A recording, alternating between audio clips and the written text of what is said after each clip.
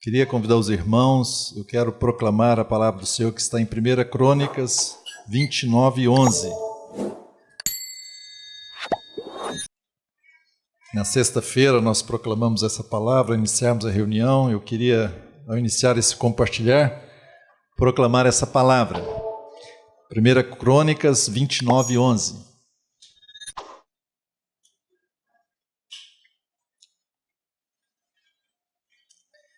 Diz assim: Teu, Senhor, é o poder, a grandeza, a honra, a vitória e a majestade. Porque Teu é tudo quanto há nos céus e na terra. Teu, Senhor, é o reino, e Tu te exaltastes por chefe sobre todos. Riquezas e glória vêm de Ti. Tu dominas sobre tudo. Na Tua mão há força e poder. Contigo está o engrandecer e a tudo dar forças. Aleluia. Vamos proclamar juntos? Fiquem em pé, irmãos. Com todo o seu coração, proclame, né? É muita realidade quando nós proclamamos a palavra, porque a palavra, ela vai fazer aquilo que foi designado a ela, e pela palavra do Senhor, a atmosfera pode ser mudada. E é isso que nós queremos, que a atmosfera seja do Senhor. Aqueles que têm uma tradução diferente, repetem comigo, né? Quem tem a mesma tradução vai lendo junto. Vamos lá? Teu, Senhor, é o poder, a grandeza, a honra, a vitória e a majestade, porque Teu é tudo quanto há nos céus e na terra. Teu, Senhor, é o reino, e Tu te exaltastes por chefe sobre todos. Riquezas e glória vêm de Ti, Tu dominas sobre tudo, na Tua mão há força e poder, contigo está engrandecer e a tudo dar forças. Amém, aleluia, pode assentar, glória a Deus. Nós começamos um assunto na sexta-feira. Alguém se lembra aí qual é o assunto que nós estamos estudando? Isso. O irmão já está lembrando da promessa. Amém, amém, isso. Às vezes nós nos achamos assim muito espirituais, não queremos estudar esses assuntos que parecem ser muito assuntos terrenos, né? Mas não, é um assunto importante na nossa vida. Eu não sei se todos aqui já me conhecem, né? Eu não sei se tem alguém que está vindo aqui desse final de semana a primeira vez, mas meu nome é Billy Pinheiro, eu moro no Rio, sou casado com a Damares. Levanta, por favor, amor. Fique em pé para as pessoas que não conhecem te verem, né? Estamos casados há 42 anos, temos 2 filhos e estamos servindo ao Senhor. Às vezes nós achamos que nós precisamos apenas pregar a Cristo. E amém, Paulo disse isso. Eu decidi nada saber entre vós a não ser Cristo e esse crucificado. Nós precisamos sim pregar a Cristo, mas às vezes nós temos um entendimento errado de dizer no aspecto seguinte: olha, pregue a Cristo e tudo mais será resolvido. Amém, é Cristo mesmo, Cristo é o centro, nós temos que ser cristocêntricos. Mas só que isso nos leva às vezes para um desequilíbrio, quando nós não temos a realidade do que é o Evangelho, porque o Evangelho é Cristo e tudo aquilo que está conectado a Ele. E, por exemplo, quando nós pegamos a carta de Paulo aos Efésios, os 3 primeiros capítulos, ele vai lá nas nuvens, né? Vai no terceiro céu. Bendito seja o Deus e Pai do nosso Senhor Jesus Cristo, que nos abençoou com toda sorte de bênçãos espirituais nas regiões celestiais em Cristo. E ele vai descrevendo, aquilo é tão maravilhoso. Mas às vezes nós caímos no engano do desequilíbrio e ficar nos primeiros 3 capítulos de Efésios. Mas existe o capítulo 4, o 5 e o 6. No capítulo 4 está dizendo: olha, aquele que furtava, não furte mais. Antes trabalhe com as próprias mãos e tenha com que acudir ao necessitado. Olha, não embriague com vinho, mas encha-se do Espírito Santo. Sujeitai-vos uns aos outros no temor do Senhor. Esposas, sejam submissas aos vossos maridos. Maridos, amem a sua esposa como Cristo amou a igreja e assim mesmo se entregou por ela. Pais, não irritem seus filhos, mas criados na demonstração do Senhor, na disciplina e demonstração do Senhor. Filhos, obedecei em tudo a vossos pais. Servos, obedecei aos vossos senhores. A nossa luta não é contra carne e sangue, mas contra todo principado e potestade. Vocês estão vendo? 3 primeiros capítulos está lá nas regiões celestiais, mas 3 capítulos está aqui com o pé no chão, né? Mas o que é isso? É trazendo o céu para a terra. É trazendo a realidade do céu para o nosso dia a dia. Nós não podemos deixar de falar dos 3 últimos capítulos de Efésios. A nossa vida é 3 capítulos, os 3 primeiros, mas também os 3 depois. Então, quando nós estamos falando sobre finanças de acordo com o reino de Deus, na perspectiva do reino de Deus, irmãos, isso é muito real. Nós queremos trazer a realidade do céu para esse assunto da nossa vida. Quando falamos sobre família, nós queremos trazer o céu para a realidade da família. Qual é a oração que Jesus ensinou para os seus discípulos? Há uma frase importante lá: venha o quê? O teu reino, seja feita a tua vontade aqui na terra, como ela é feita nos céus. Queridos, não caiamos no desequilíbrio. Não caiamos. A gente passa anos, talvez, em algumas congregações, sem falar dos... Eu estou usando aqui o exemplo do livro de Efésios, né? Só para ser didático com os irmãos. Nós passamos anos sem falar do capítulo 4, 5 e 6 de Efésios. E falamos muito do capítulo 1, 2 e 3. Mas isso é um desequilíbrio. Porque nós precisamos de todo o conselho de Deus. Finanças é muito importante na sua vida e na minha vida. Deixa eu fazer uma pergunta. Não precisa ficar com medo não é pegadinha não, tá? Quem acha que dinheiro é importante na nossa vida? Levante a mão.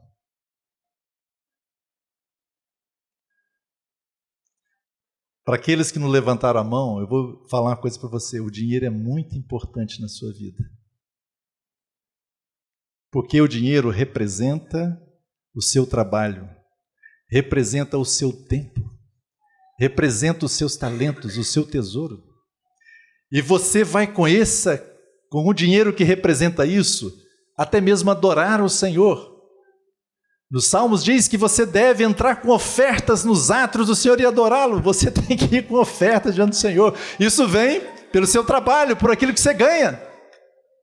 A sua família vai se alimentar porque você trabalha e ganha seu salário. É importante, irmãos. Missionários e pessoas são enviadas a pregar o evangelho porque alguém está aqui na retaguarda sustentando e dando ofertas.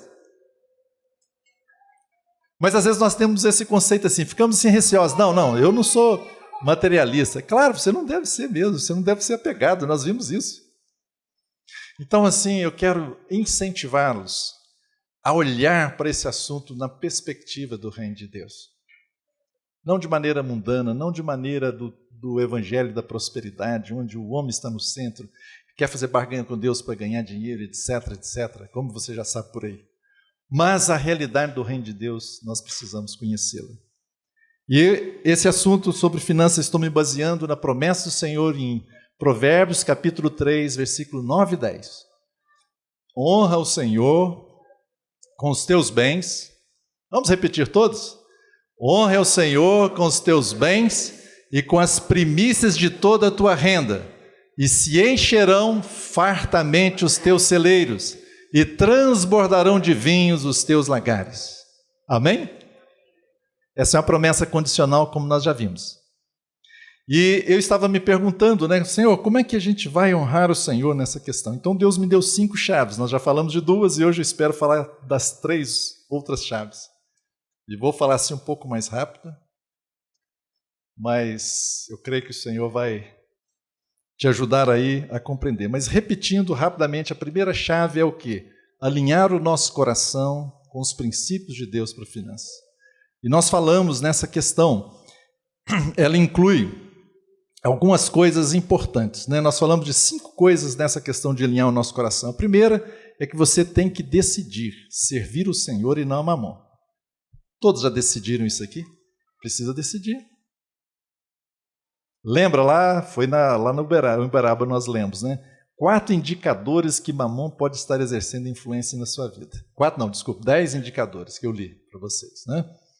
Guardar, né? Você tem que guardar o seu coração de algumas coisas, da avareza, do desejo de enriquecer, amor ao dinheiro e não confiar nas riquezas.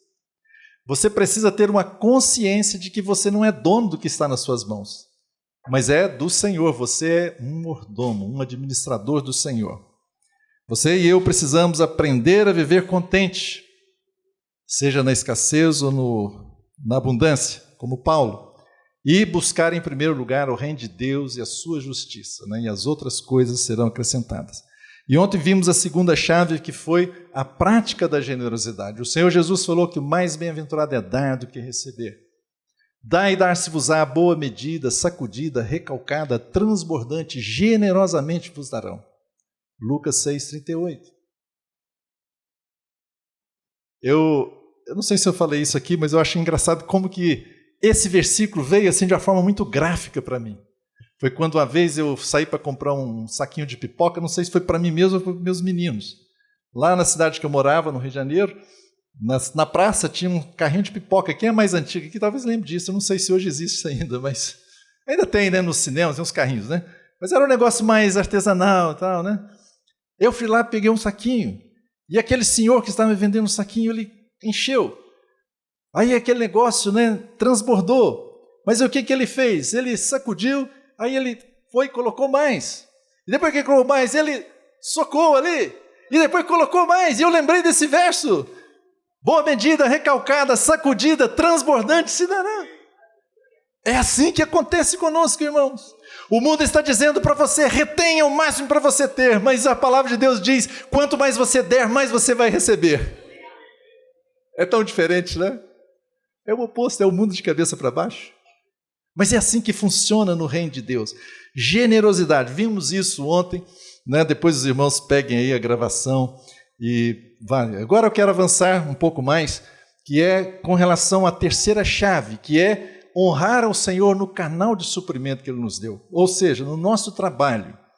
E isso se traduz em algo simples, que é, devemos fazer tudo como para o Senhor.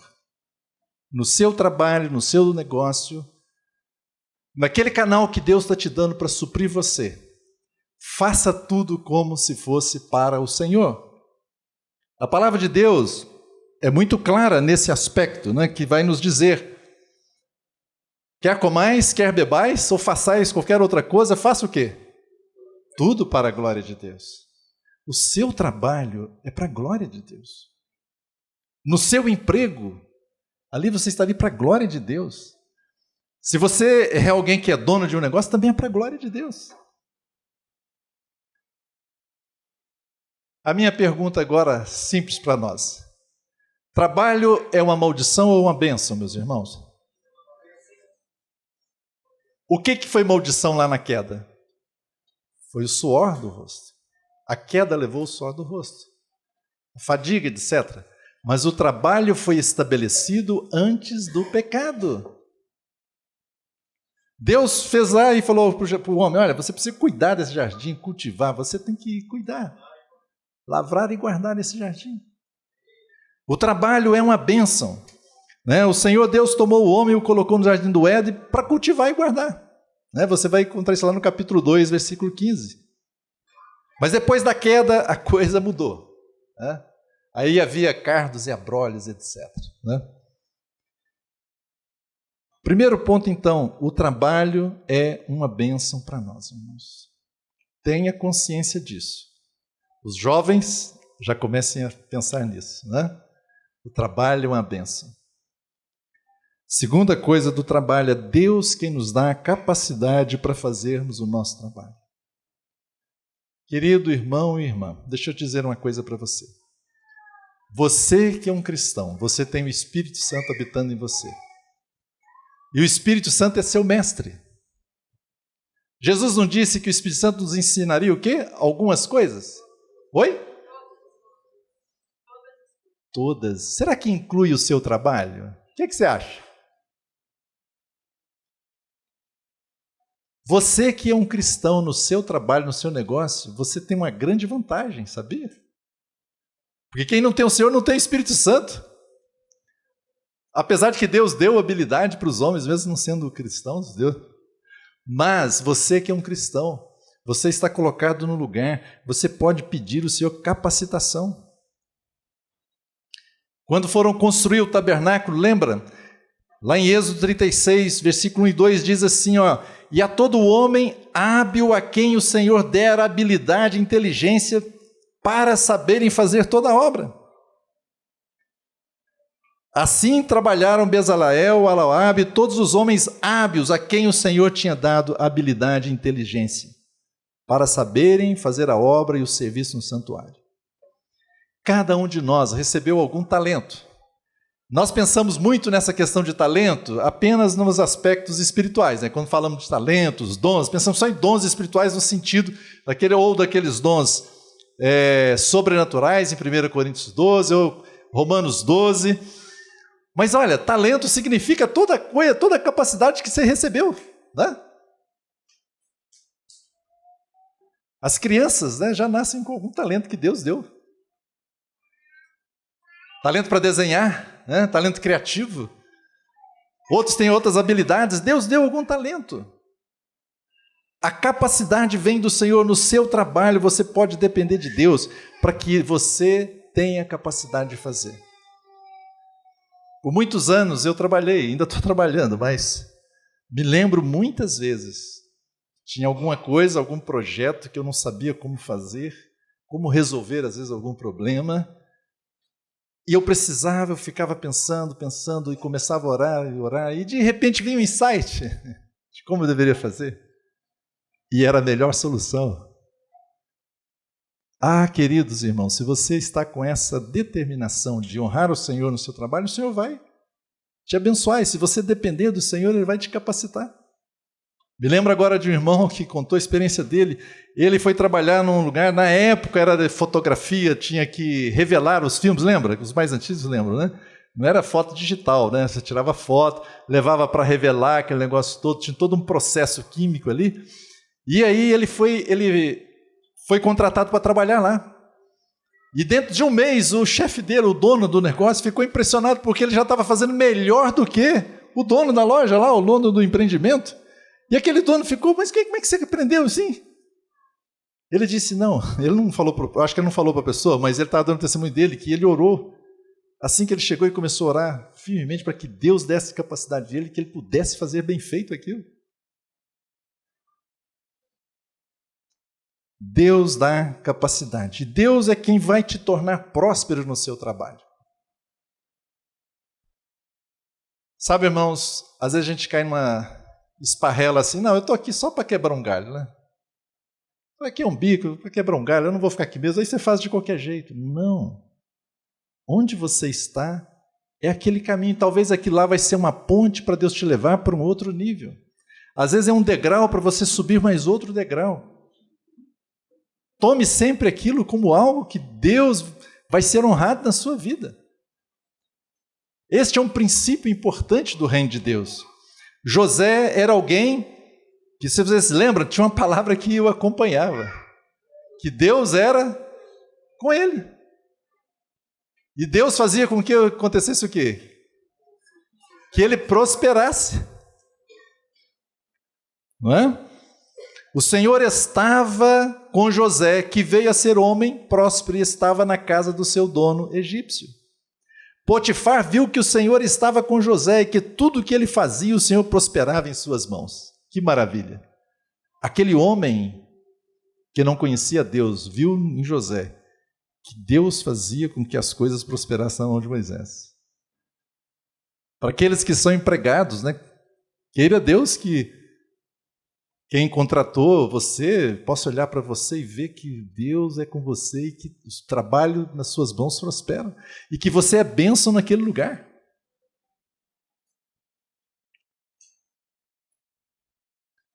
Quem é o seu verdadeiro patrão?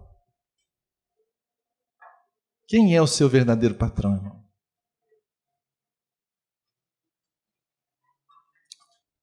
O Senhor é o nosso verdadeiro patrão.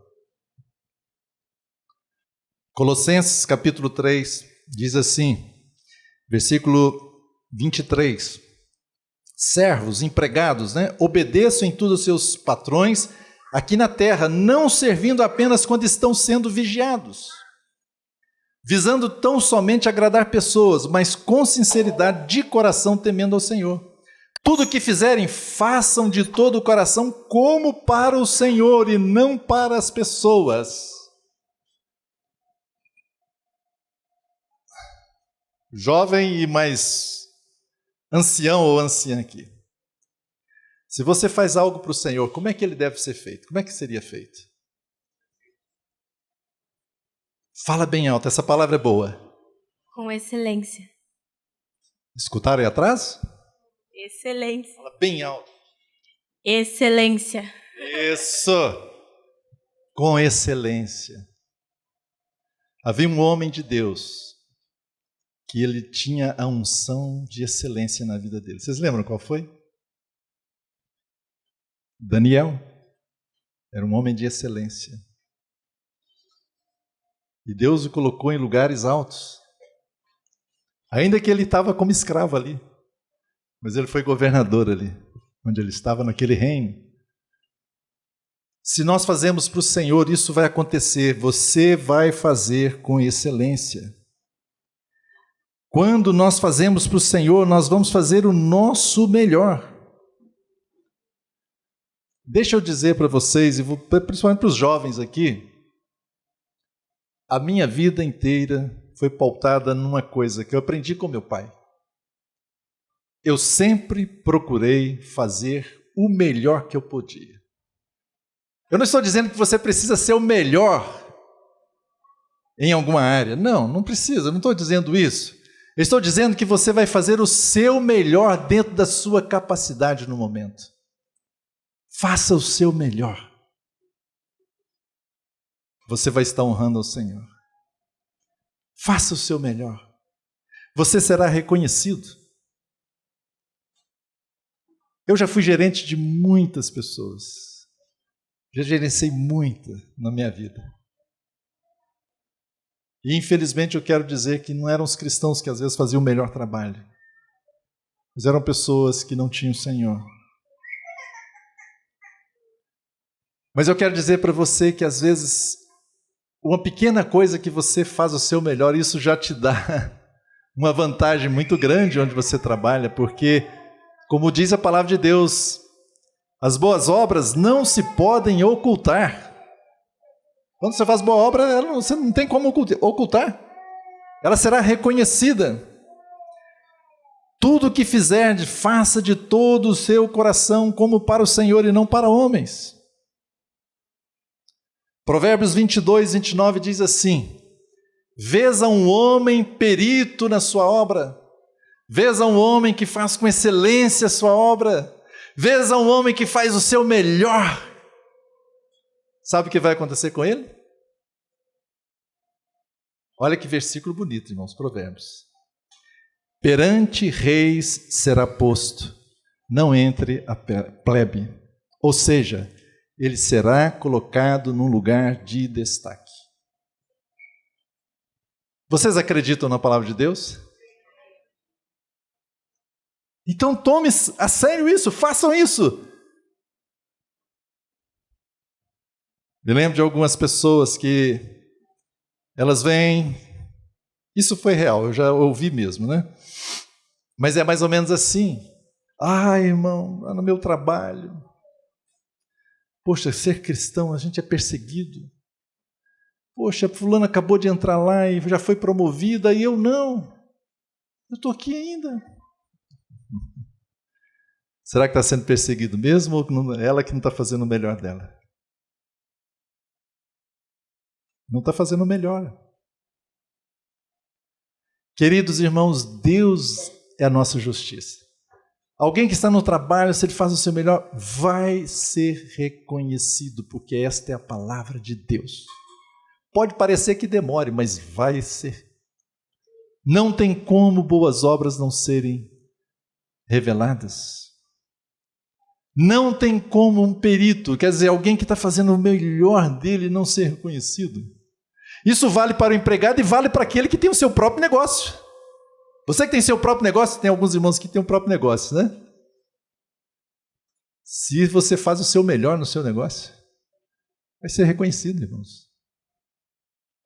Mas não é nem por isso que você está fazendo bem feito, não é para ser reconhecido, é porque você está honrando ao Senhor.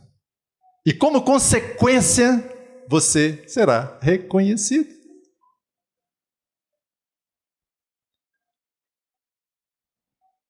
Em 2016, eu parei de trabalhar por um ano. Eu aposentei e resolvi parar de trabalhar. Aposentei assim, pedi meu benefício, né, de aposentadoria e parei de trabalhar. E foi um ano que na minha área que eu trabalhava, que era a área de petróleo, estava tendo muita recessão. Milhares de pessoas tinham perdido o emprego. A minha esposa ficava assim, poxa, Billy, que é isso? Eu recebia convite para emprego sempre. E recusei todos. Ou era para ser diretor ou para ser CEO de empresa. Mas eu queria fazer a vontade de Deus? Não, agora não, eu não quero. Mas venha, por quê? Porque tinha alguma coisa que tinha acontecido antes. Pela graça de Deus, eu pude me esforçar antes e fazer um bom trabalho, fazer o meu melhor. Não que eu era o melhor, mas fazer o meu melhor.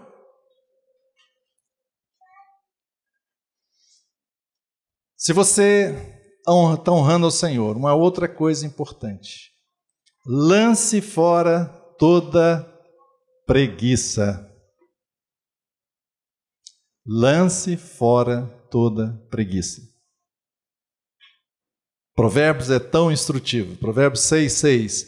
Vai ter com a formiga o preguiçoso. Considera os seus caminhos e sê sábio. Não tendo ela chefe, nem oficial, nem comandante, no estio prepara o seu pão, na cega junta o seu mantimento. Ó preguiçoso, até quando ficarás deitado? Quando te levantarás no teu sono? Um pouco para dormir, um pouco para tosquenejar, um pouco para encruzar os braços em repouso, assim sobrevirá a tua pobreza como um ladrão, e a tua necessidade como um homem armado.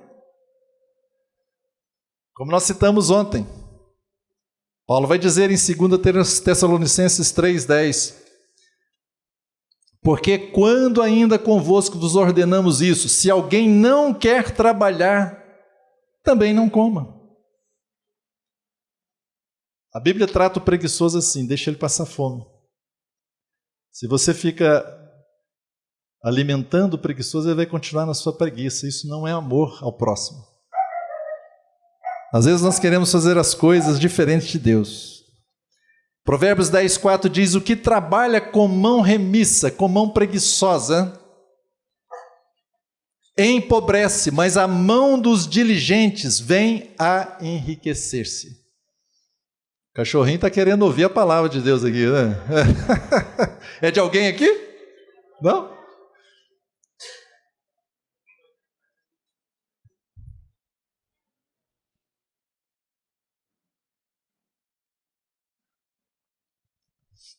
Deixa eu ler novamente, Provérbios 10:4. Oh. Provérbios 10:4. Diz assim, o que trabalha com mão remissa empobrece, mas a mão dos diligentes vem a enriquecer-se. Queridos irmãos, a palavra de Deus em nenhum momento fala que você deve ser pobre. Há uma cultura cristã, alguns entre nós, né, cristãos, então, vê alguma virtude na pobreza. E alguns irmãos do passado fizeram votos de pobreza, né? Mas não há virtude nisso, segundo a palavra de Deus. E a palavra de Deus está associando a pobreza à preguiça. Mas está associando você a ter abundância à sua diligência. Se você é diligente, você verá abundância. Porque essa é a promessa de Deus. Essa é a provisão do Senhor. Provérbios 12:24, a mão diligente dominará, mas a remissa, a preguiçosa, será sujeita a trabalhos forçados. Provérbios 12:27, o preguiçoso não assará a sua caça, mas o bem precioso do homem é ser ele diligente. Provérbios 13:4. O preguiçoso deseja e nada tem, mas a alma dos diligentes se farta. Você quer mais versículos? Acho que já dá para convencer, né? Já nos convenceu, né? Irmãos, seja diligente naquilo que você faz. Honre o Senhor no seu trabalho. Faça o seu melhor, faça tudo para a glória de Deus. Talvez hoje, a partir de hoje, você possa voltar, amanhã você vai começar no seu trabalho. Veja nessa perspectiva agora o seu trabalho. É uma bênção de Deus. É o lugar que Deus proveu para a sua provisão. Ainda que esteja lá, ainda que seja transitório, faça o seu melhor. Não despreze os pequenos começos. Não despreze. Eu conheço irmãos que começaram muito pequeno em alguns negócios deles, muito pequenininho. E hoje tem uma abundância e abençoam muitas vidas, porque abençoam muitos empregados, né? Começaram muito pequeno, não desprezaram, foram diligentes, fizeram o seu melhor, buscaram o Senhor e a bênção de Deus veio. Sabe, queridos, não pense assim, não seja assim aquela cabeça muito espiritual, né? Espiritual entre aspas. Porque ser espiritual mesmo é você trabalhar com diligência. Ser espiritual mesmo é você não ser preguiçoso. Ser espiritual é você amar seus filhos. Ser espiritual, se você é um varão, você ser o provedor da sua casa, com a bênção de Deus.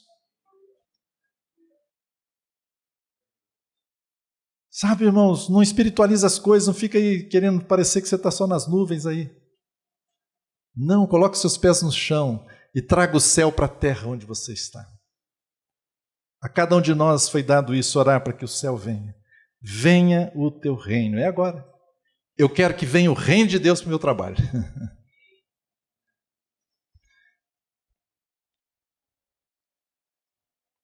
Em resumo para você, essa chave, terceira chave, com relação ao nosso trabalho, né, nós devemos fazer tudo como para o Senhor.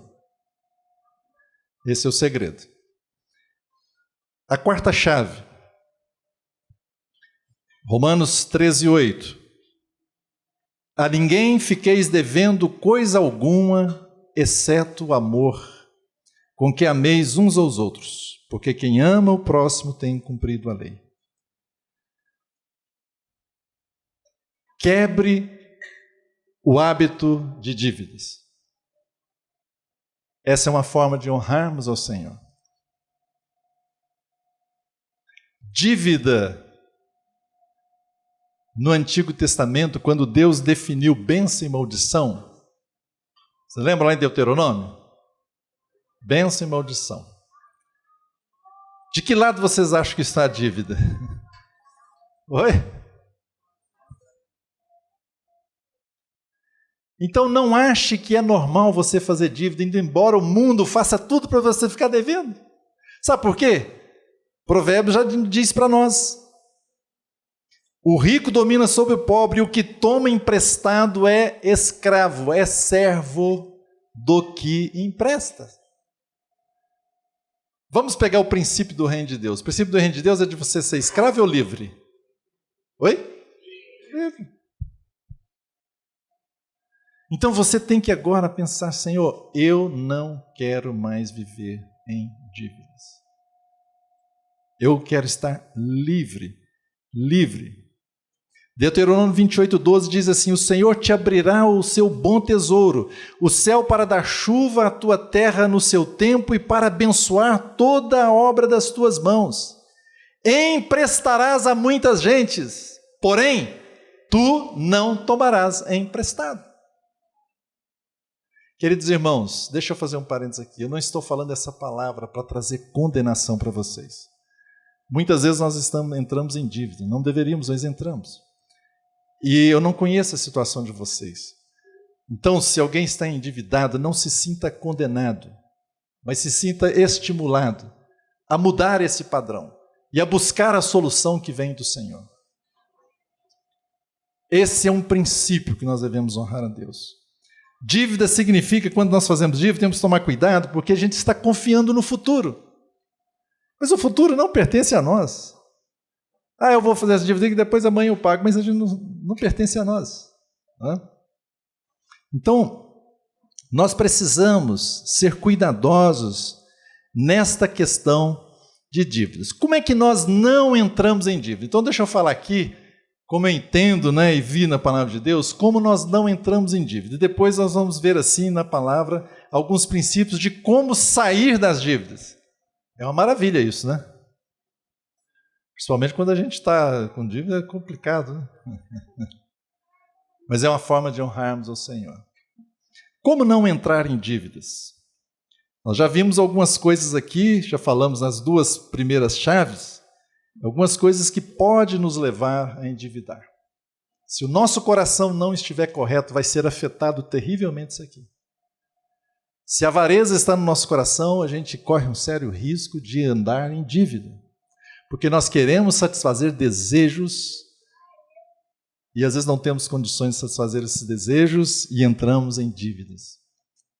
Mas como ficar ou como não entrar em dívidas? O primeiro ponto, como não entrar?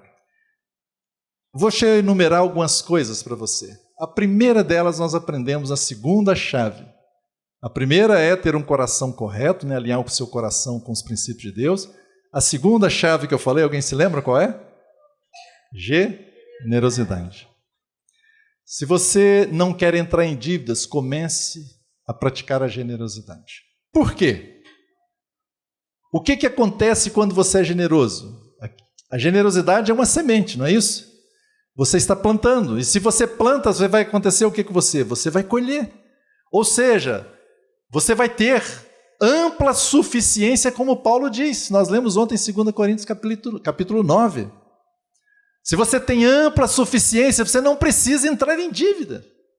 Concordam? Então, primeira coisa, pratique a generosidade. A generosidade agora, vocês estão vendo, está ligada até mesmo você não entrar em dívidas. Ela vai te ajudar. A alma generosa prosperará. Provérbios 11, 25. A alma generosa prosperará. Você vai prosperar e não vai entrar em dívida. Como nós lemos em Deuteronômio 28.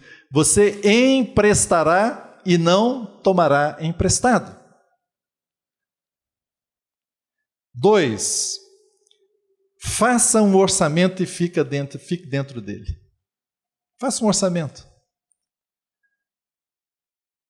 Isso vale para pessoas, vale para empresas, vale para a nação.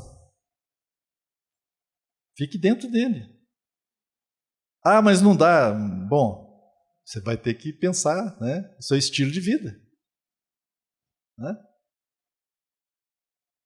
Você tem que tomar uma decisão, mas faça um orçamento. Jesus fala algo muito interessante.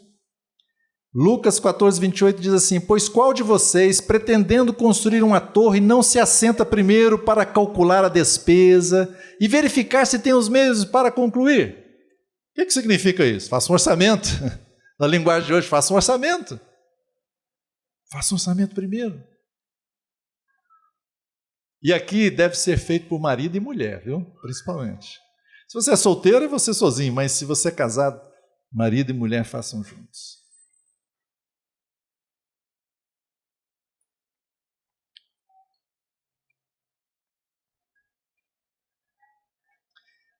Três, para não entrar em dívida, trabalhe diligentemente. Trabalhe diligentemente. A mão remissa vai o que acontecer com ela, que nós lemos? Empobrece. E a mão dos diligentes? Vai prosperar e enriquecer. Se você é diligente no seu trabalho, a promessa do Senhor é essa. Adote, né, o princípio da formiga. Qual que era o princípio da formiga? Ela trabalhava, não era preguiçosa, e o que ela fazia? Lembra da história lá? As crianças talvez conheçam até essa história, né, da formiga, lá em Provérbios 6. Ela juntava o quê? No verão, para a época do inverno, que não ia ter como colher. Ou seja, nós precisamos ter essa referência. Eu faço um orçamento, eu sou diligente, e eu vou ter o princípio de José, ou então da formiga. Eu vou, fazer algum esforço para fazer uma pequena reserva que seja. Eu não quero aqui ficar falando do passo a passo de como é que você faz um orçamento e como é que você investe, isso, aquilo, mas eu quero dar os princípios da palavra de Deus, né? Você vai encontrar isso com várias pessoas ensinando aí, né? Até fora do meio cristão. Mas se você entender esses princípios, você vai pedir sabedoria ao Senhor. Né? Vá ter com a formiga, a preguiçosa, observe seus caminhos. Olha, não tendo ela chefe, nem oficial, nem comandante, no verão prepara a sua comida. No tempo da colheita, ajunta o seu mantimento. Ela tem uma reserva para o momento de crise. Nós precisamos ter essa reserva. É sábio, irmãos. Alguns irmãos falam assim, não vou preocupar com nada disso não, Deus vai prover, né? Amém, Deus provê, mas Deus está te dando sabedoria, está nos ensinando na palavra de Deus de sermos prudentes. Se vier uma crise, você tem uma reserva. Vem uma enfermidade, vem qualquer coisa, você precisa pagar o seu carro, bateu isso ou aquilo, né? Você tem uma reserva. Reserva é para isso. A palavra de Deus está mandando a gente aprender com a formiga, certo? E o que a formiga faz? Reserva. Então, irmãos, não é falta de fé isso não, viu? Isso é sabedoria de Deus. Sabedoria do Senhor. Concordam comigo? Aliás, não é comigo, né? Com a palavra de Deus, né? Eu não estou interpretando, irmãos, estou só lendo. Faça isso. José, no período das vacas gordas, o que ele fez? Guardou, irmãos. Fez uma reserva. Veio 7 anos de grande miséria. O que aconteceu? Ele sobreviveu e ainda, numa linguagem de hoje, ele aproveitou a crise, né? E ficou mais rico ainda. Ele não, Faraó, né? Ele deu toda a riqueza para Faraó. Faraó passou a possuir todas as terras, todos os rebanhos. Você já viu aquilo na época de crise, quem tem o dinheiro compra a casa mais barato, fica tudo, né, fácil. Mas o que a gente quer? A gente ganha o nosso salário lá? Não, antes de começar, sabe, o mês, dia 2, a gente já torrou tudo. Torrou tudo.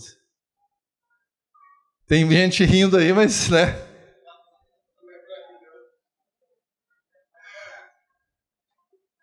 Eu me lembro aqui agora de uma irmã específica. Ela foi abandonada pelo marido, criou os filhos com muita dificuldade, viveu entre nós, onde nós morávamos. Ela ganhava um salário, talvez salário mínimo, né, amor? Você não sabe quem eu estou pensando aqui, né? Mas aquela irmã nunca saiu pedindo dinheiro para os irmãos. Viveu dignamente. Claro que Deus certamente fazia provisão. Muitos de nós, às vezes, ofertávamos para ela. Mas ela dignamente viveu, nunca pediu ninguém, nunca teve um escândalo. Ela estava ali, com aquele pouquinho dela. Ela adequou a vida dela àquele salário. Mas você ia lá, a casa dela estava arrumadinha, tudo certinho. Ela tinha as coisas. Tem ainda, né? Não é lindo isso, irmãos?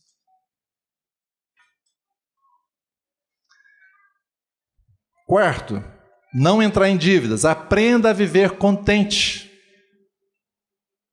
Ontem nós falamos que o mundo faz com que você defina suas prioridades pelos seus desejos. E até mesmo desejos que você não tem, o mundo fala que você tem e você acredita. Não é o marketing, não é assim? Cadê o irmão do marketing lá? Ó? Ali, ó, cuidado. Você cria um desejo na pessoa. Ela não tem, ela não precisa daquilo, mas ele está dizendo que você precisa e você acredita. Não, eu realmente preciso desse carro, modelo tal. O meu, puxa, eu vou vender, o meu é só 10%, mas esses 90% a mais desse carro novo, eu dou um jeito, eu financio, eu vou lá e faço a dívida. Mas eu consegui o meu desejo, só que entra numa escravidão, né?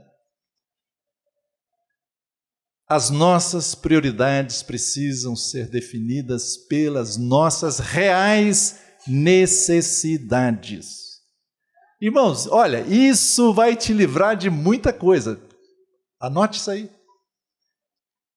Você, marido e mulher, reúne e fala assim: querida, querido, a partir de hoje, domingo, dia 28, As nossas prioridades agora serão decididas pelas nossas reais necessidades. Combinado? Combinado? O Senhor está aqui conosco, selando essa nossa decisão. Você vai ficar impressionado que o salário vai dar, viu? Paulo até diz, se você tem com o que comer e o que vestir, esteja.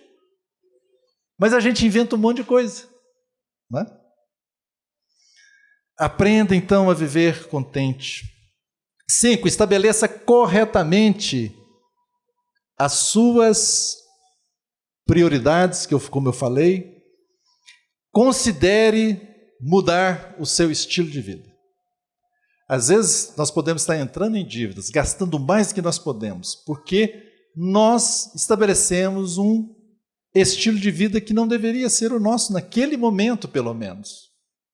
Não estou dizendo que vai ser sempre, mas naquele momento não, né?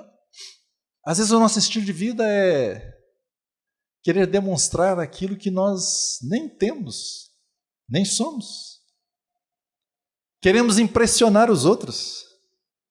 Queremos criar uma sensação nos outros daquilo que nós nem somos, nem temos. Não, irmão, seja real, você é você e pronto, você e sua família. Mude o seu estilo de vida.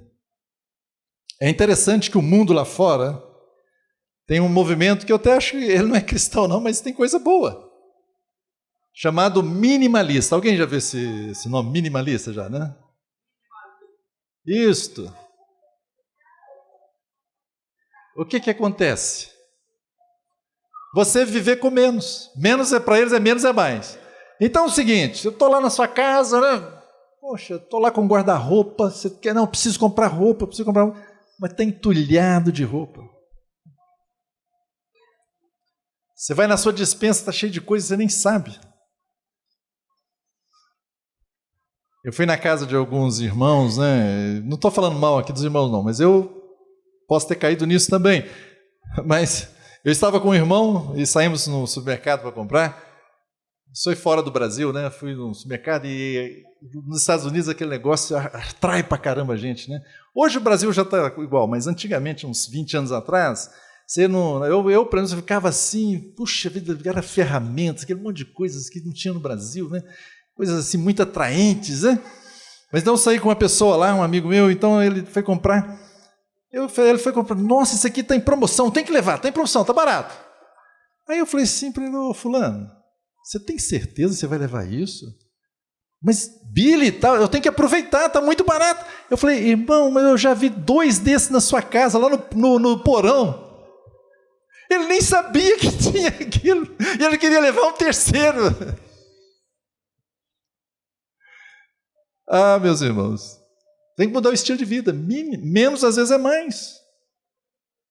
Viva com menos. Você não precisa, muitos no mundo, na Europa estão assim, menos, né? Menos roupa, menos calçado, menos carro, sabe? Menos.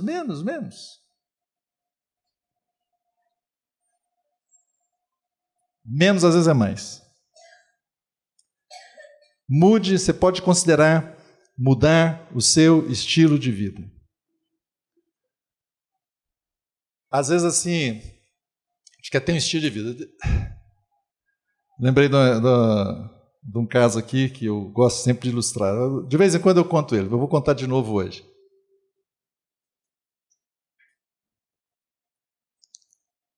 Eu casei muito cedo, casei com 19 anos, fui pai aos 22, mas eu já tinha um bom emprego e tinha condições plenas de assumir um casamento.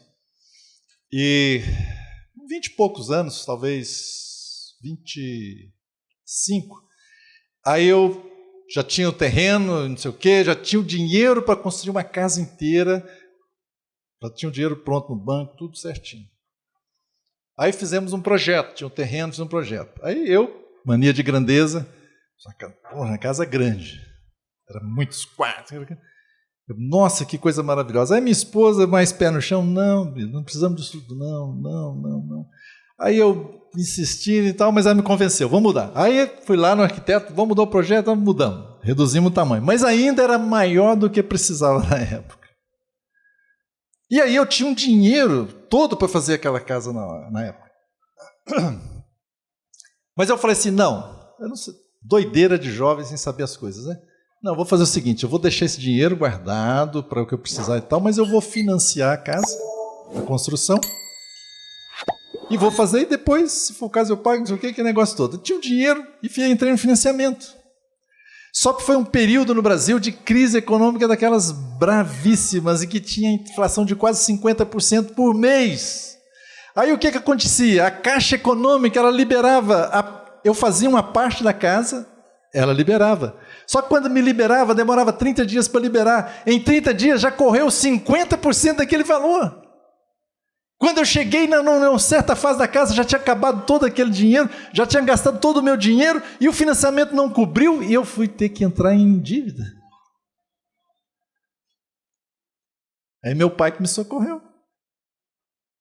Olha, irmãos, olha que loucura. E eu lembro que eu era jovem, mas eu era sério com o Senhor. Eu escrevi alguma coisa mais ou menos assim, que eu não lembro, mas eu devo ter lá em algum dos meus cadernos de anotação lá. Não seja cobiçoso.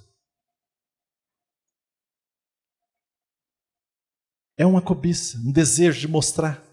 Não faça algo que não seja necessário. Foi uma lição para mim. Às vezes é assim, né? Entramos nas furadas de graça, sem necessidade. Então, o seu estilo de vida tem que ser, às vezes você precisa reduzir seu estilo de vida aí para não entrar nas dívidas. Para não entrar na dívida, seja prudente nas compras ou no endividamento que seja necessário. Não é que fazer dívida seja pecado, irmãos, mas não é recomendável. Então, se você precisa fazer dívida, seja muito cauteloso. E claro, estou falando de situações normais, às vezes vem uma crise na família, na vida, um desemprego, alguma coisa, e você não entrou porque você quis, aquilo é uma contingência, não é? Mas às vezes você que está tomando a decisão. Então, muito cuidado, né? Mantenha-se, né? Se você faz um financiamento, você não está endividado, você tem que ter condição de manter em dia, pelo menos, aquelas prestações, né? Pense nessa situação antes. Alguém que vai comprar uma casa, né? Se você faz um financiamento da casa, etc. E se você, o pai de família aí, né, falecer, vai deixar os filhos e a esposa, como é que vai ser? Tem que ser alguma coisa que se pague, né? Por isso que tem os seguros aí, né? Eu não estou entrando, não quero entrar em detalhes, mas eu estou querendo dizer que você precisa ser cuidadoso, né, antes de fazer dívida. 8º, para evitar dívidas, evite ser fiador. A palavra do Senhor diz isso, em Provérbios 6 diz assim, ó, meu filho, se você ficou por fiador do seu próximo e se comprometeu com um estranho, está enredado com as palavras da sua boca e ficou preso pelo que você falou. Agora, meu filho, faça o seguinte para se livrar, pois você caiu nas mãos dessa pessoa. Vá, humilhe-se e importune o seu próximo. Não se deite para dormir, não dê descanso aos seus olhos. Livre-se como a gazela das mãos do caçador e como ave das mãos do passarinheiro. Provérbios 6, de 1 a 5. Provérbios 11, 15 diz, quem fica por fiador de um estranho acaba tendo um problema, mas o que foge de ser fiador estará seguro. Quem não tem juízo se compromete ficando por fiador do seu próximo. Provérbios 17, 18. Que se tome a roupa daquele que fica por fiador de estranhos, que ela sirva de penhor quando ele se compromete por estrangeiros. Provérbios 20, 16. Queridos irmãos, essa é uma orientação da palavra. Porque quando você é fiador, você assume aquela dívida que não é sua. Então a palavra de Deus diz, e aí, nunca vou ser fiador? Só seja fiador o seguinte, essa é minha sugestão para você, e creio que é da sabedoria da palavra de Deus. Só seja fiador se você tem plenas condições de pagar aquela dívida se for necessário. Às vezes você não tem como fugir de ser um fiador. Pode ser um irmão que necessite, por exemplo, não tem onde morar e precisa alugar uma casa, e você vai fazer isso, porque Mas você vai fazer isso se você tiver condições de assumir aquela dívida. Se ele não pagar, não, eu pago. Vai ser uma oferta minha para aquele irmão. Amém. Algumas assembleias, o que é que podem fazer e fazem? Alguns irmãos fazem, algumas congregações. Os diáconos, né? A congregação, o irmão está no meio deles e não tem como alugar, não tem como fiador. A igreja, alguns irmãos assumem aquilo e a igreja assume essa situação. Porque é uma situação que precisa de respaldo mesmo, né? Mas você já viu coisas do tipo, você é mais ou menos ser fiador. Mãe, me empresta seu cartão de crédito. E o pai, me empresta seu cartão de crédito.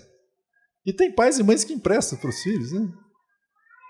Ou o irmão para a irmã e vice-versa, né? Ou a avó para os netos, né? Eu estou falando de coisas que eu vejo, sabe? Mas eu aconselho muitas pessoas. Não, irmão, que isso? Não.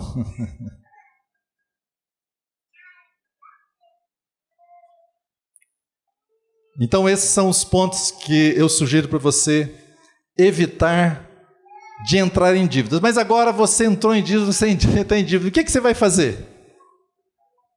Às vezes pode ser o problema seu. É resultado das suas decisões. Ou às vezes pode ser coisas, como eu falei, de situações que não estão no seu controle, mas acabaram acontecendo. Primeira coisa, para ficarmos livres da dívida. Parece muito óbvio essa coisa, mas é a primeira que você tem que fazer. Ore. Ore a respeito. Peça ao Senhor agora socorro. Ainda que você tenha sido o causador daquela dívida, ainda tenha sido por suas decisões de imprudência, de não buscar sabedoria, de não buscar conselhos, fale com o Senhor. Sabe, Deus sabe do seu coração, sabe o que aconteceu. Às vezes fica sem jeito diante de Deus, mas diante de Deus você não precisa, nada vai pegar o Senhor de surpresa. Se é um erro seu, se você sente isso, confesse ao Senhor. Você pode dizer, Senhor, nós entramos numa furada, erramos e não sabemos o que fazer. Ore ao Senhor, primeira coisa que você precisa fazer. E creia, até mesmo na provisão sobrenatural de Deus. Aquela mulher que, lá em 2 Reis, capítulo 4, versículo 1 a 7, está a história daquela mulher que ficou viúva. E era de um profeta. E aquele profeta tinha deixado dívidas para aquela mulher, para os seus filhos. E ela não sabia o que fazer, os filhos dela seriam levados, né, escravos. E chegou ali Eliseu. E Deus deu para ela uma provisão sobrenatural. Pedro chegou e falou, não, eles perguntaram, vem cá, seu mestre, vocês não pagam imposto? Não, pagamos sim. Pedro tinha que pagar imposto, né? E o Senhor proveu para Pedro pagar imposto também de maneira sobrenatural. Lembra? Vai lá e pescou o peixe, tinha o dinheiro lá na boca do peixe. Às vezes Deus vai fazer isso, mas eu já vi Deus fazendo isso de maneira maravilhosa com muitas pessoas. Creia, sabe, ore. Se o problema foi seu, se arrependa, mas Deus é misericordioso. Eu já cheguei em algumas situações da minha vida e disse, Senhor, eu fiz uma grande besteira, Senhor, mas eu não sei o que eu fazer, eu me arrependo, mas eu peço a sua ajuda. Não foi só com relação a dívidas, foi com relação a outras coisas também. E eu vi Deus ser misericordioso comigo. E Deus pode fazer isso também na sua vida. Sabe, agora é interessante que é sobrenatural a forma que Deus proveu para Pedro o dinheiro para pagar o imposto. Eu acabei de falar, qual foi a forma aí? Pense um pouquinho, qual foi a forma? Oi? Mandou Pedro fazer o quê? E Pedro era o quê? Foi através do ofício dele. Através do seu negócio, do seu trabalho. Deus pode prover, de alguma forma. Algo talvez extraordinário pode acontecer, não sei. Deus pode trazer, como da viúva, fez lá o azeite não terminar enquanto existia vasilhas vazias, né? Mas pode trazer do seu ofício um milagre ali, através daquilo Deus vai suprir. Você não sabe como é, mas vai chegar e vai conseguir, né, sanar aquelas suas dívidas. 3, peça a sabedoria de Deus, né? Se você Como Tiago diz, se porém alguém de vocês necessita sabedoria, peça a Deus que a todos dá com generosidade, sem reprovações, e ela lhe será concedida. Quarto, busque conselhos. Olha, é muito importante que a gente se aconselhe com pessoas idôneas e capazes. Não é, vai se aconselhar com qualquer um.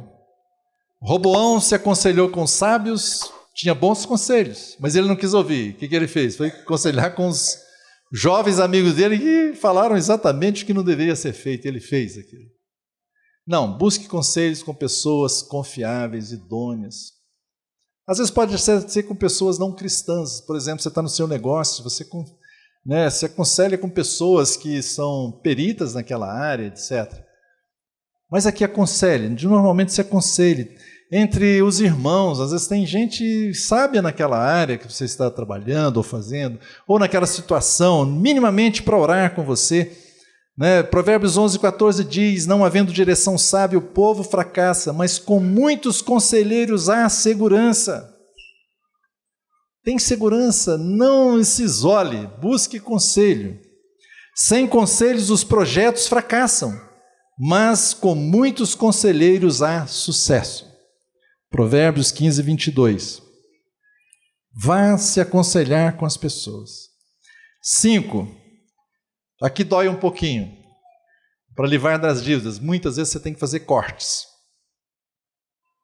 Não se apegue. Tem até uma propaganda aí de um site, né? Não se apegue, não tem isso? Eu estou lembrando, né? Desapegue, né?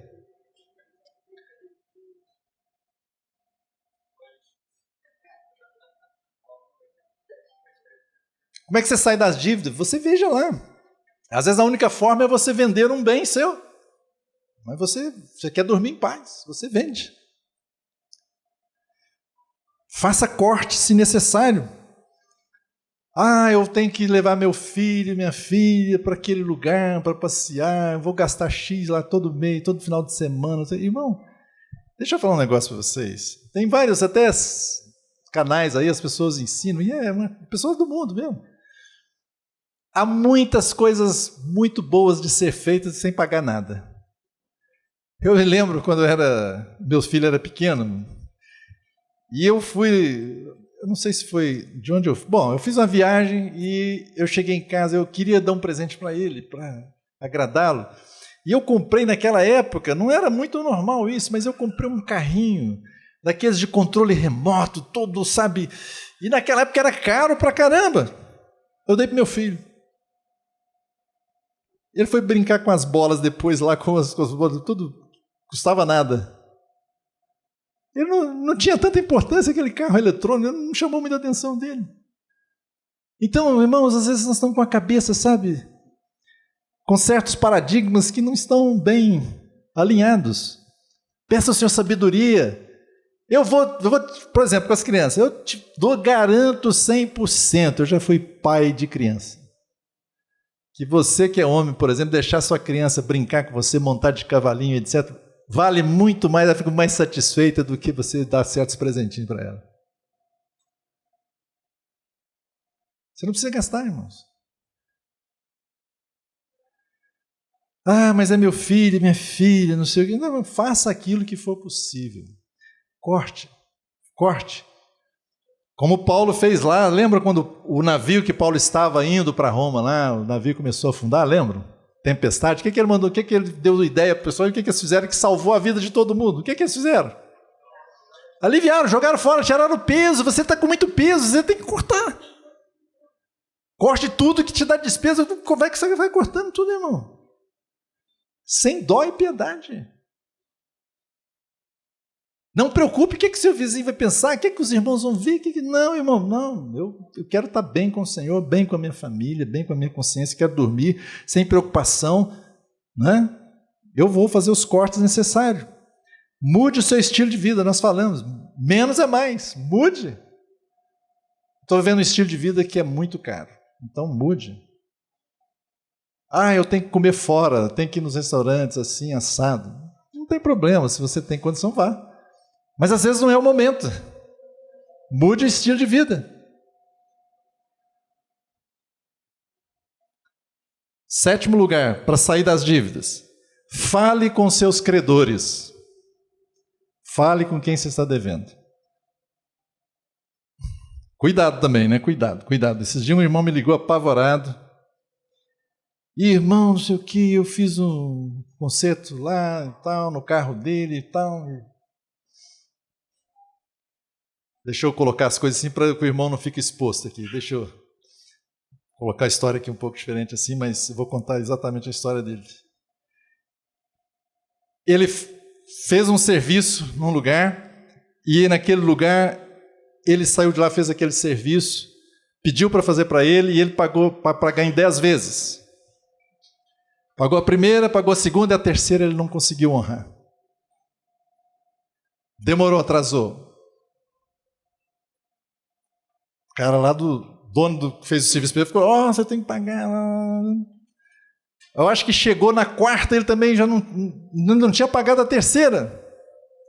O cara ligou para ele e falou assim, olha, eu vendi a sua dívida para o fulano de tal. Ele vai te cobrar, tá?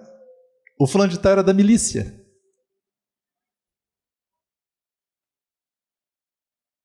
Ele ligou apavorado. Irmão, o que eu tenho que fazer e tal? Aí o cara falou, eu vou passar amanhã na sua casa para pegar o dinheiro, tá bom?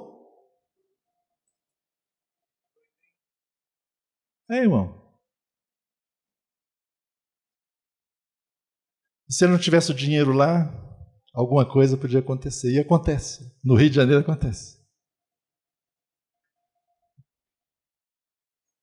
Não vá falar com esse credor que é o agiota ou é da milícia. Esse não dá para falar não, tá? Mas a maioria dos credores que alguém está devendo, você vai lá no mínimo dar uma satisfação. Vai conversar, eu não tenho condição de pagar assim. Eu estou vivendo tal situação, o que eu posso fazer? Você pode postergar, podemos dividir mais, alguma forma. E eu já vi pessoas do bem, que não era nem cristã, perdoar a dívida do outro porque foi sincero.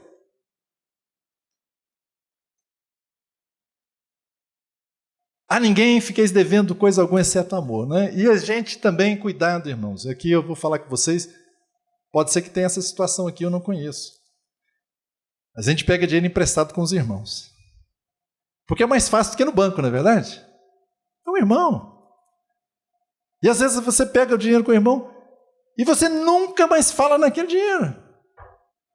Passa um ano, passa 2, nem chega lá para o irmão e dizer, olha, não posso te pagar, viu? Eu sei que eu estou te devendo. Queridos irmãos, isso não é do caráter do cristão. Se isso está acontecendo, você precisa acertar a situação, você precisa ir lá e confessar ao seu irmão ou à sua irmã que você deve. E falar, olha, eu te devo, mas eu não posso agora, mas eu quero te pagar. Faça um compromisso. Alguns irmãos, eu acho isso, eu não faço isso não, eu ainda não fiz isso não, mas eu acho muito bíblico até. Os irmãos já estabeleceram alguns princípios, né, entre eles.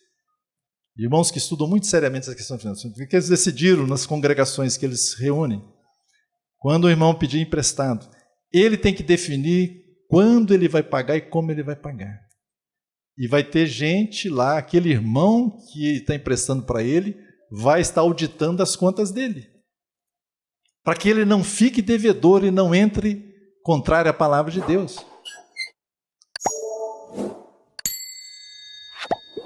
Eu às vezes empresto, às vezes não, muitas vezes, mas eu já assumo o seguinte, eu empresto se eu posso dar de oferta para aquele irmão. Se não vai me fazer falta. Mas o princípio devia ser esse. Emprestou? Traz aqui, olha. Tem irmãos que são tão sérios nessa casa, que alguns fazem assim. A Bíblia fala que quem empresta é escravo daquele que está emprestando. Então, irmãos, eu te empresto, mas você tem que abrir o seu orçamento para mim. Eu e outro irmão podemos começar a acompanhar o seu orçamento para ver a sua vida? E tem irmãos que são os eternos preguiçosos que não querem trabalhar e estão sempre te pedindo dinheiro.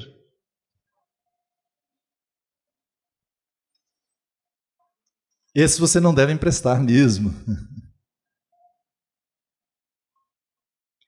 Então, fale com seus credores. Se você você deve, conversa, fala com eles, tenta renegociar.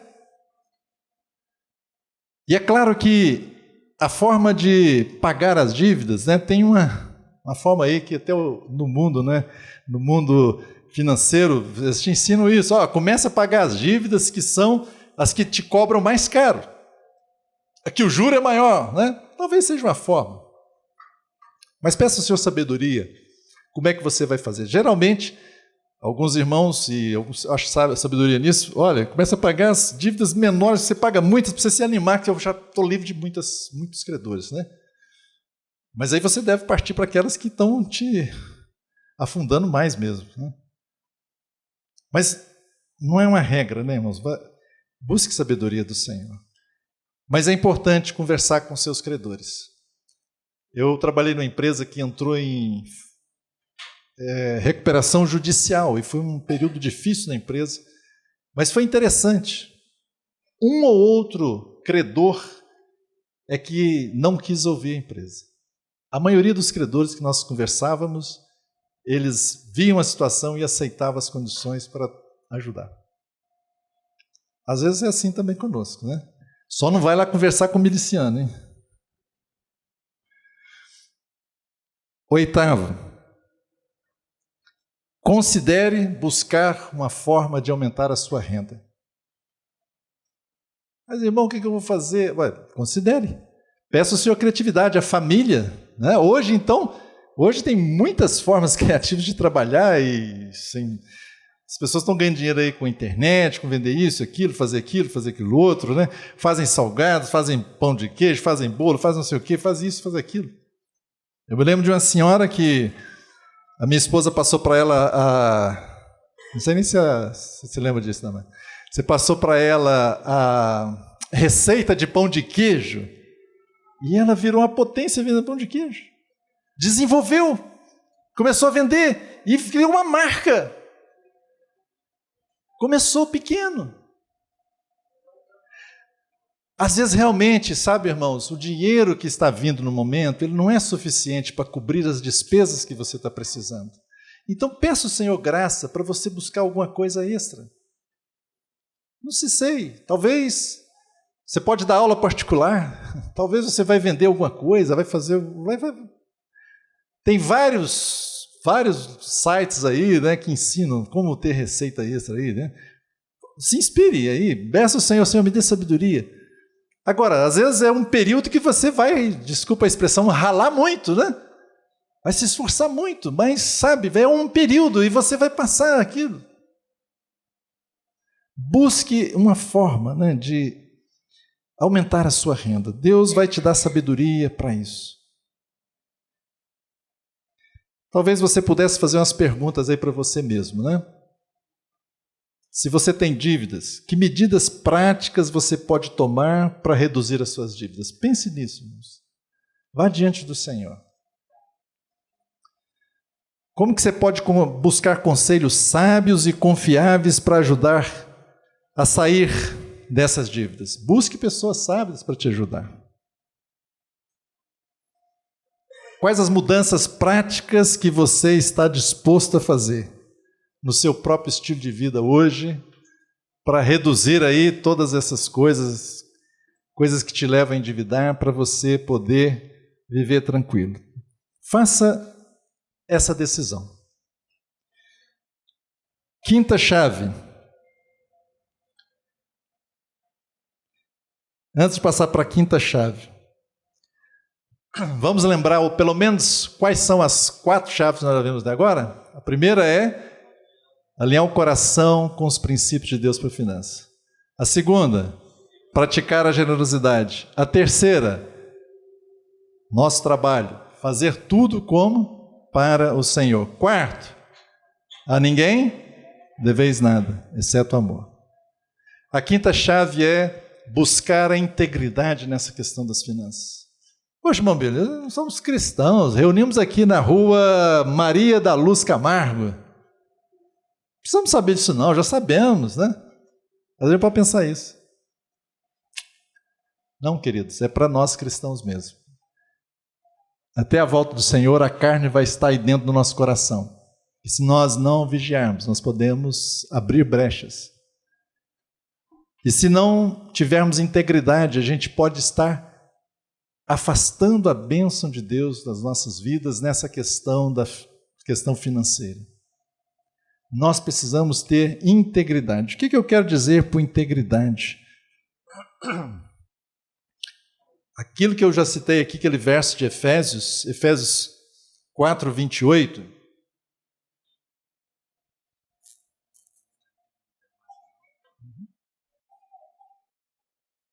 Mais 15 minutos eu acabo, tá bom? Depois, né? Amém. Efésios 4, 28 diz: aquele que roubava não roube mais, pelo contrário, trabalhe fazendo com as próprias mãos o que é bom, para que tenha o que repartir com o necessitado. Então Paulo está falando aqui para incrédulo ou para crente, irmãos? Para cristão. Então não pense, não, todos são cristãos. Não, irmãos, ainda pode ter hábitos pecaminosos no nosso meio. E eu posso ser uma pessoa que ainda, mesmo cristão em Jesus, esteja praticando. Então, nessa questão das finanças, eu preciso me atentar, eu preciso ter integridade. E a primeira coisa que eu cito para você de integridade é não ter suborno. Né? A palavra do Senhor diz em Êxodo 23, 8, não aceite suborno, porque o suborno cega até o perspicaz e perverte as palavras do justo. Tanto aquele que vai e paga, quanto aquele que recebe, da mesma forma, estão no engano.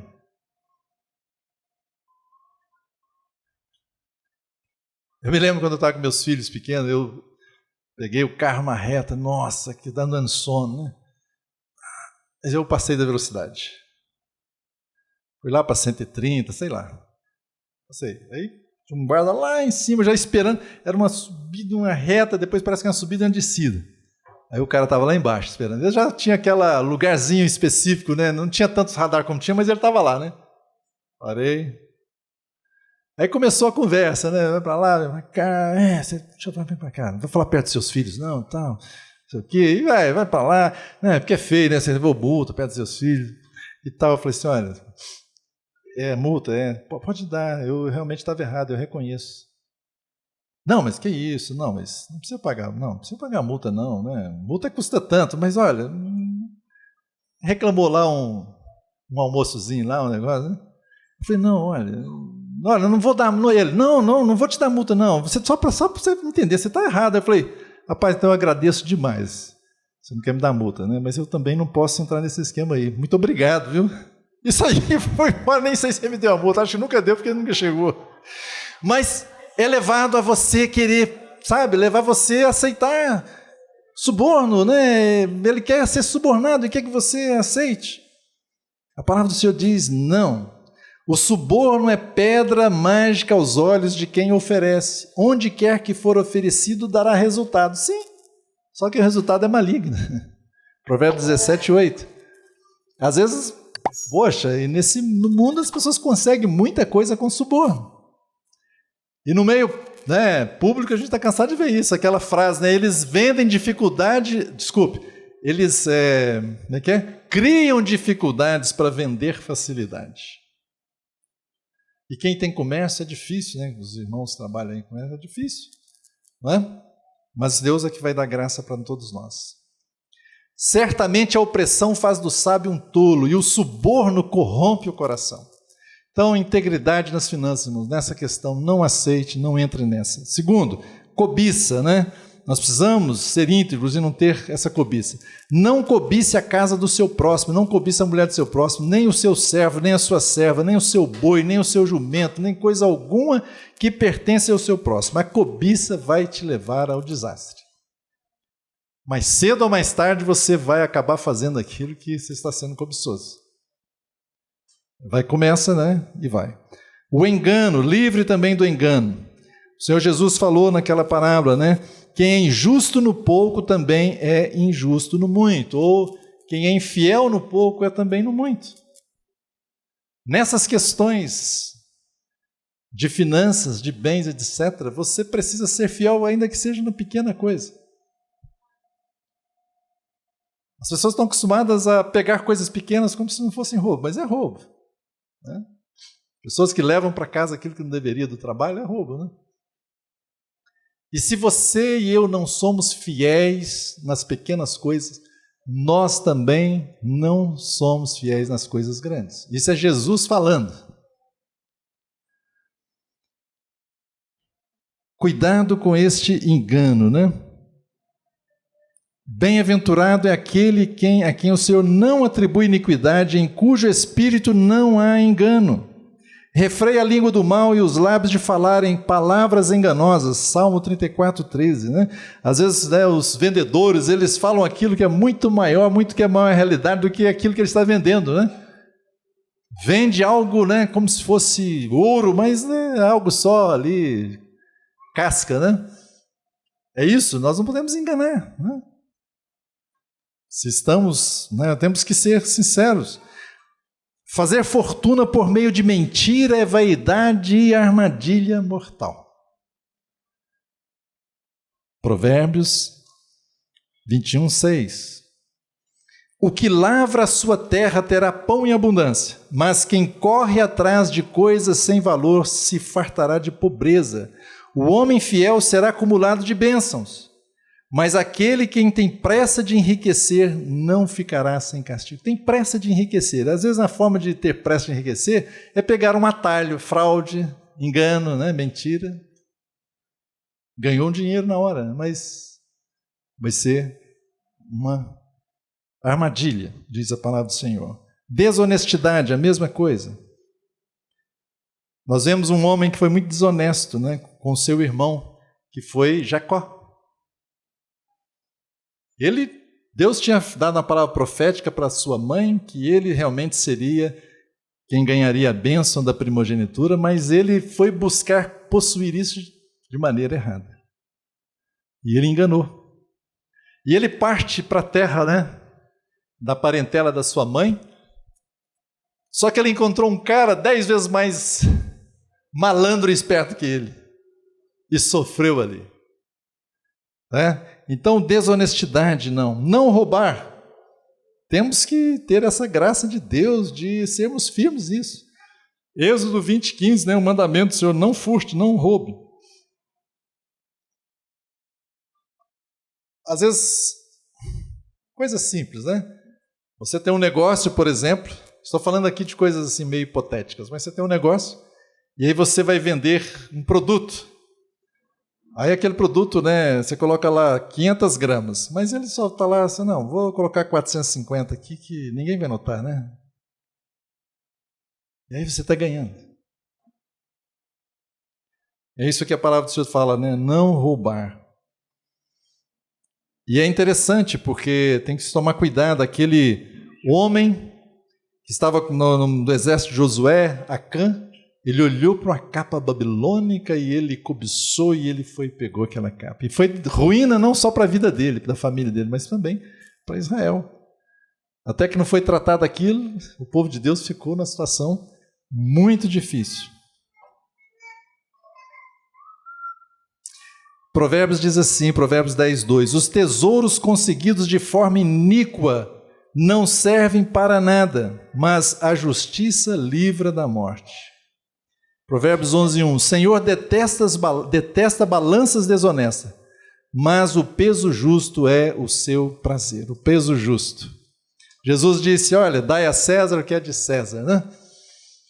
Às vezes,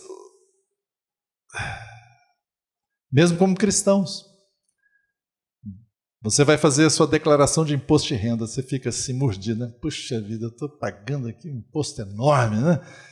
O governo, eu não recebo nenhum benefício disso, né? E tem aí a indústria, né, dos recibos fraudados, né? Aí você pega a despesa disso, daquilo, não é nada, coloca sobrinho seu que não é seu dependente, mas você coloca lá e vai por aí afora, né? Hoje a coisa está mais difícil, porque está sendo muito monitorado, né? Mas uns anos atrás era muito fácil fazer isso. Sabe, irmãos, mas isso é uma armadilha para nós. Quem é ávido por lucro desonesto arruína sua casa, mas o que odeia o suborno, esse viverá. Melhor é o pouco havendo justiça do que grande rendimento com injustiça. Provérbios 16:8. O pão que se ganha com fraude pode ser gostoso, mas depois a boca se encherá de areia. Provérbios 20, 17. Queridos irmãos, que Deus ajude a cada um de nós, que Deus te ajude. E você hoje tome, sabe, uma decisão real com o Senhor. Eu quero andar corretamente nessa área. Eu quero ser abençoado pelo Senhor nisso. Essas chaves, eu tenho absoluta certeza. Se vocês praticarem essas 5 chaves, vocês estarão honrando ao Senhor em primeiro lugar. Mas a promessa de Deus acontecerá na sua vida. Vamos ficar em pé, quero orar.